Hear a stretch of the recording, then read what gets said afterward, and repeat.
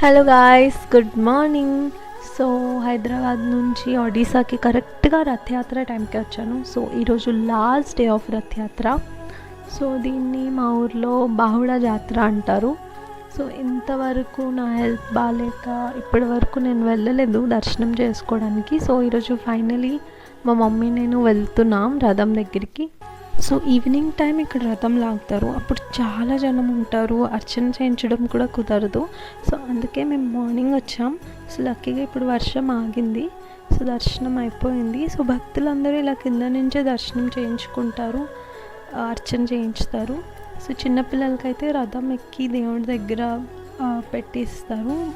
పెద్దవాళ్ళకి మాత్రం రథం అంతా లాగాక నైట్ టైం రథం ఎక్కే ఛాన్స్ ఉంటుంది. సో ఫైనలీ ఇక్కడ షాపింగ్ అంతా ఎక్స్ప్లోర్ చేసి మమ్మీ నేను ఇంటికి వెళ్ళిపోయాం. సో అంతే ఈ వ్లాగ్. మళ్ళీ నెక్స్ట్ వీడియోలో కలుస్తాను.